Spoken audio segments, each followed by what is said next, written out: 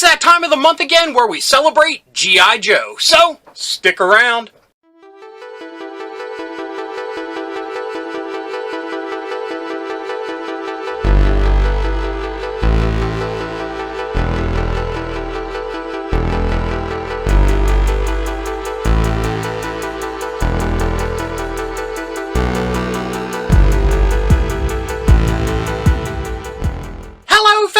And dorkettes, and welcome to It Came From My Side of the Laundry Room. My name's Rob, and in this episode we are grabbing another fistful of Joes. For those of you that are the uninitiated, this is the show where I grab a container where I store all my G.I. Joe figures, reach in, grab a fistful of them, pull them out, we take a look at them, slight review, a little bit of playing, and just a lot of just fun and celebrating G.I. Joe. Like I've said in the past, since I keep them in these and don't have the room to display them all, I kind of just use this as a great excuse to dig in and see what I have and play with it and, yeah, relive some fun memories. So, without further ado, let's jump in and grab a fistful of Joes. Yo, Joe! Okay, folks, here we go. I am going to open up the container and grab a fistful of Joes. And with any proper fistful, we get 5. So, there we go. Hopefully that's 5. We'll have to see. If not, we will add or subtract accordingly. Anyway, let's dive in, shall we? Okay, first things first. Ooh, this is a good one. We have Snake Eyes. And this is from the early 2000s, and it's the G.I. Joe versus Cobra line. I'm assuming this one was with a 2-pack to have a pre-cut file card. So we will put the file card here. As you can see, Snake Eyes, if I didn't say it already, which I'm pretty sure I did.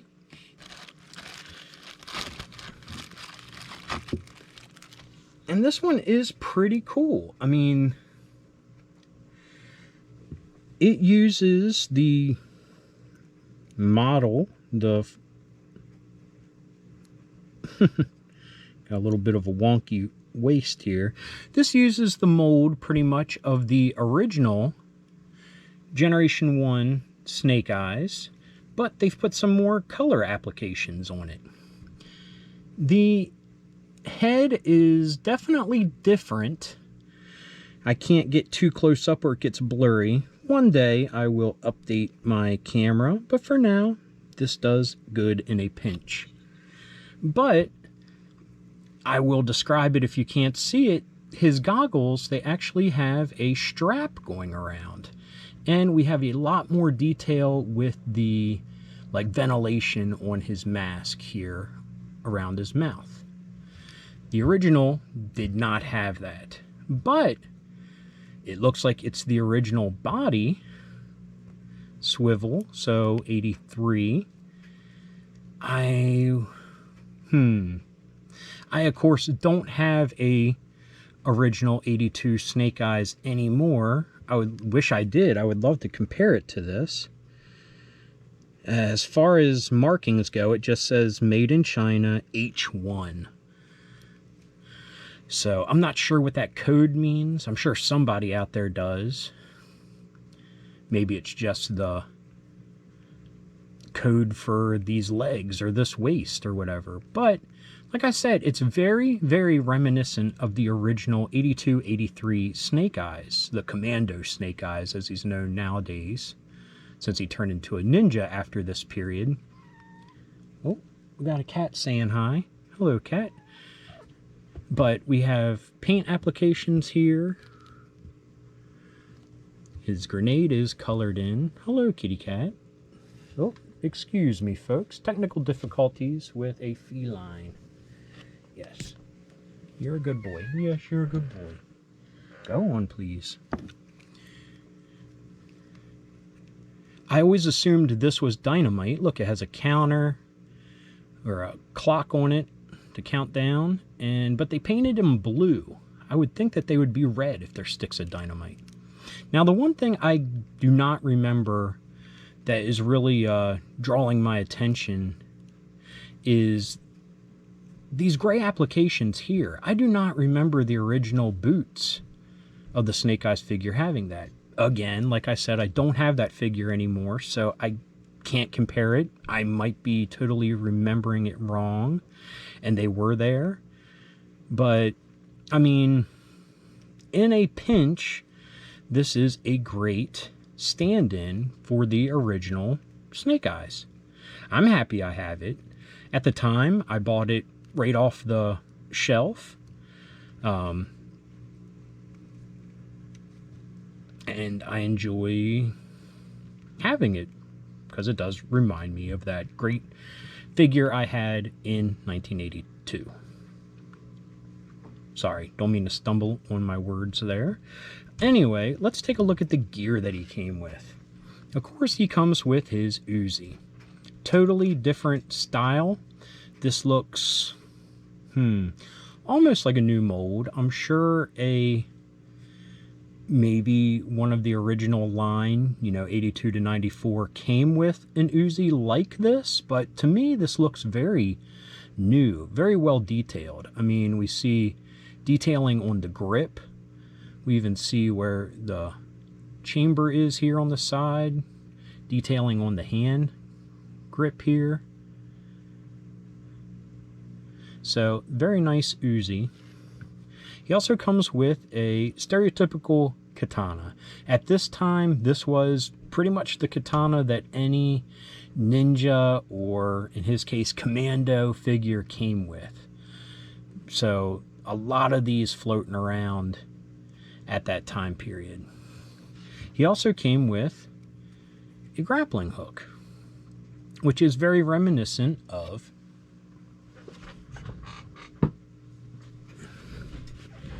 issue 21. Sorry, had to look. I have it on my wall, so unfortunately I just didn't remember the number off the top of my head. The silent issue. That's what I always call it. So reminiscent of the silent issue where he scaled on the cover of the Cobra statue. Anyway, we've gotten a look at Snake Eyes. Let's see who's next. I'm going to put him back in his bag with his gear so nothing gets misplaced or mixed up. And please forgive me for stumbling over my words. If I have to be completely honest with you, this is the first time I have filmed in a few weeks. So just getting the bugs out of the system, if you will. Next, well, look at that, another Snake Eyes. This time, the Commando from the 25th anniversary line. Ooh, his legs are very loose, very wonky. So, just shows a evolution, if you will, from the early 2000s to the mid to late 2000s with this Snake Eyes. Yeah, that's distracting me, how loose these legs are. Look at that. Anyway, first off, we see he has his goggles, and we have that same strap as the other one had. Some detailing around the mouth vent.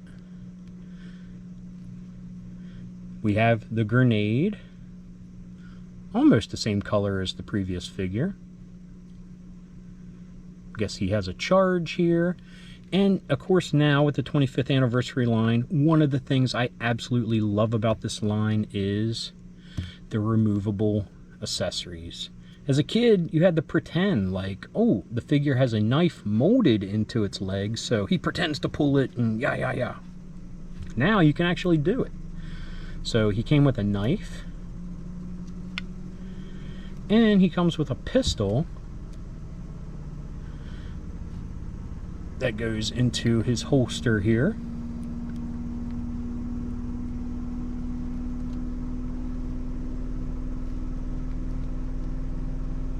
And he has his bomb satchel that the original figure came with in 82, 83.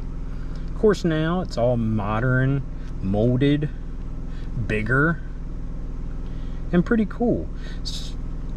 To some degree, it seems too big.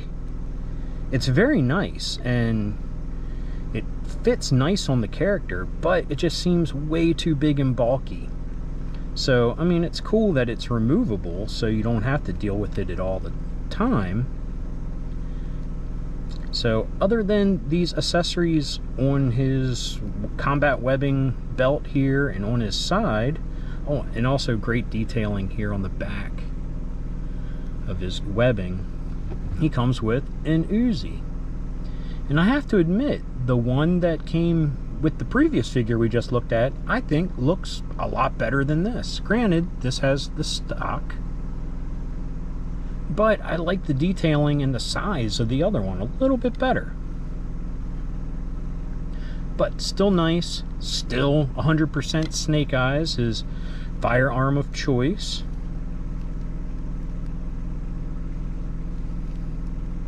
You know, I'm going to make a weird comparison real quick. Now, Storm Shadow, 100% Ninja. The toys do not come with any firearms. Let's fast forward to Snake Eyes version 2, the Ninja version. He still comes with his Uzi. He comes with a sword and an Uzi, and he's a ninja. It kind of reminds me of, and mind you, this just popped into my head, this isn't some fanfic that I've been concocting for months or anything. It reminds me of Luke Skywalker to a degree. You have Vader, who's 100% Sith, uses force powers and his lightsaber. And you have Luke, who is a new Jedi in training, and he still uses a blaster along with his lightsaber. So I don't know why, that just popped into my head. No more deeper than that with the comparison. Anyway, let's go on to the next one. Oh, and let me add, this also came with the 25th anniversary stand. Love those stands. If only I had the room to display them all with their stands. Next, we have another early 2000s Joe vs. Cobra line. I'm assuming in yet another... you know, I take it back. I think I cut these out. Because look, you can see here where the bubble was attached. Excuse me for the cough. So I did cut these out. So forgive me for saying Snake Eyes came in a 2-pack. I mean, maybe he did, but Zap did not. And as I said, this is Zap, the ground artillery soldier, an original green Joe from 82.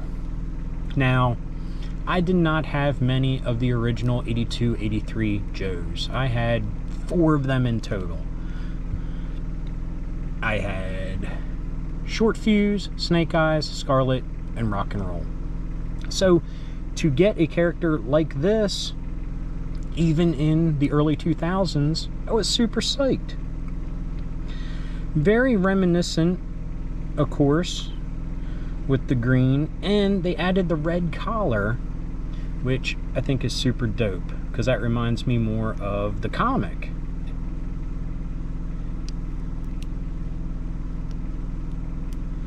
It's a little stiff, but hey, I haven't probably even played with this guy in decades. So he can be a little stiff. And with this, like the other early 2000s that we looked at, Snake Eyes, he has an O-ring. So big props for classic mold and construction. So now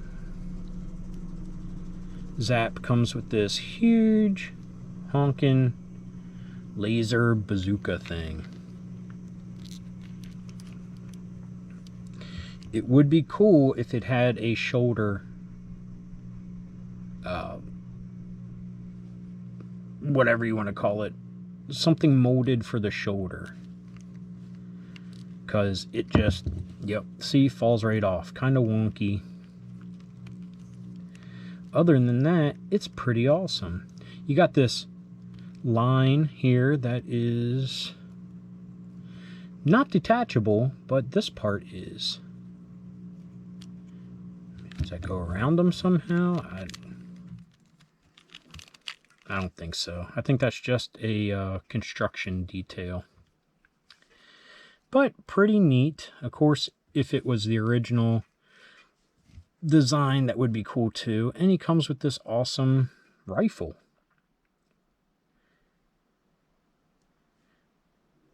Very nice.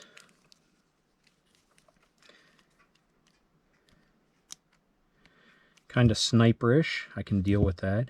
Looks like with how it's made here, it should have come with a removable bipod maybe. Even has little nubs on it like something was supposed to slip on it. So that would have been cool if they included that. But Zap, like I said, he is classically designed on the comic book version with the haircut, facial hair, colors, and I dig it. I mean, that's one of the things. I mean, like I said, I never had a Zap, so that attracted me to it, but just the whole comic book theming of it just really set it home for me.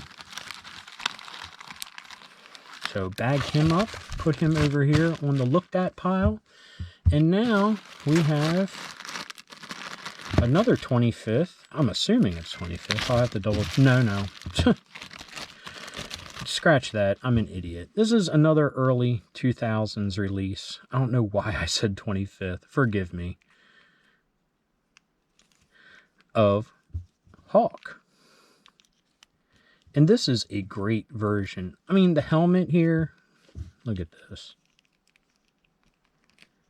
Could be a tad better because it's very ill-fitting. Very, very ill-fitting. But comes with the pistol like the original one did. Has his coat and camo. And he comes with an M16 as well. But I just really dig it. The flat top. His medals here in gold. Very nice mold. I like the colors. They pop. Now granted, I'm a fan of the original darker colors, but this is pretty nice. The big bummer of this one is the helmet. Or if there's a way to... Nope. Yeah, that's just not constructed that great. And this era was problematic to a degree.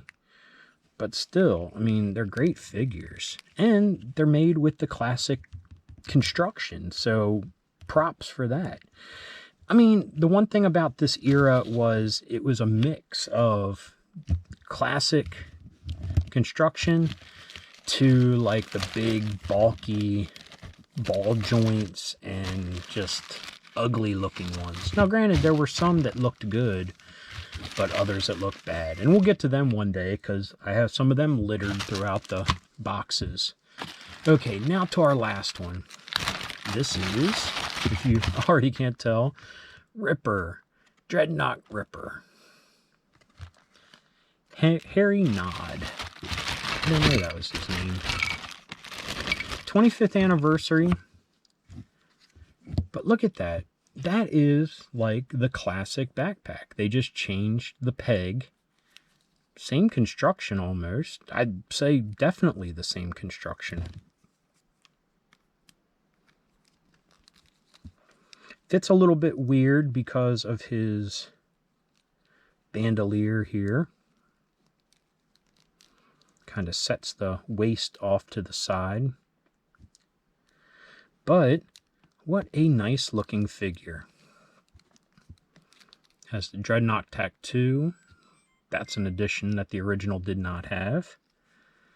These nice skulls on the boots that kind of remind me of Stone Cold Steve Austin's logo.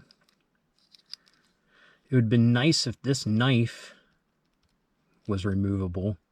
Gotta love these knives with the fist guard on it. Has a wallet chain looking thing. Another knife. That would have been nice if it was removable as well. But just a nice figure. Harkens back to the, the themes of the original.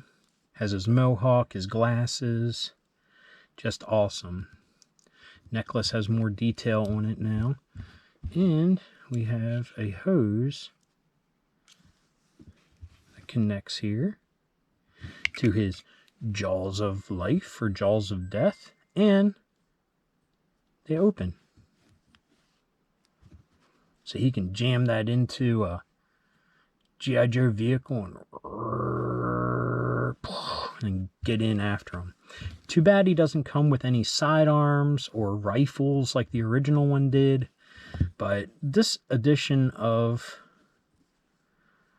the posable Jaws of Life, Jaws of Death, is a neat add-on.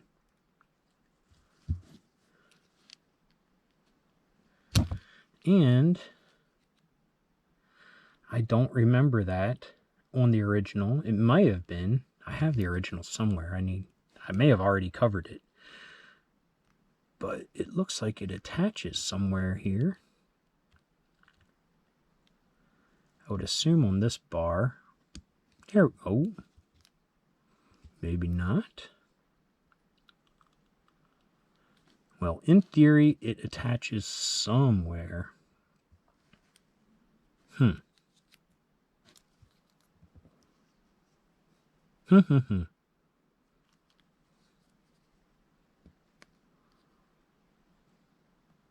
Well, bravo for them at least attempting it. I can't see where it attaches, but very cool.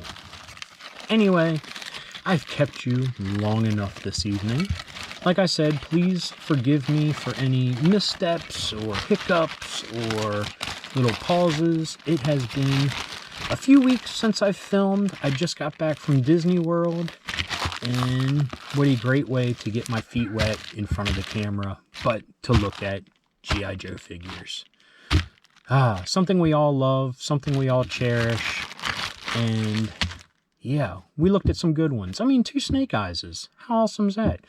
And just like Cobra Commander, Snake Eyes and him probably have the most versions, and they're probably the ones I have the most figures of, so go figure. 2 of my favorites. Anyway, back to me. Okay, folks, like I said, back to me. Well, we looked at some awesome figures. A little bit of mixture of the G.I. Joe vs. Cobra line and the 25th anniversary line. Both excellent lines in their own right. Like I said, with the early 2000s releases, it was kind of hit or miss. You got some awesome figures that harken back to that classic design with the O-ring and swivel arms and just, great nostalgic designed figures. And also with those figures, you had these weird, huge-shouldered, ball joint, bulky-chested, little head figures that luckily G.I. Joe did not go that way. And what they kind of ended up with was a nice mixture of both, with the construction, with the awesome design of the 25th anniversary line. So we got to see like one of those figures in its evolution with that Commando Snake Eyes. So that was pretty neat. Anyway, sorry to keep you so long, but I just love looking at these figures and talking about them, and I'm glad you all come along on the journey. So, I hope you enjoyed the episode. If you did, please give me a thumbs up. If you got something to say, please leave a comment. I love reading them, and I love getting back to everybody. And if you're new around here and you enjoyed this or any of the episodes that YouTube is recommending down here, please hit subscribe. And if you hit that little bell icon, you will be notified whenever there's a new episode. So, anyway, Thanks for watching. Keep being rad and stay dorky.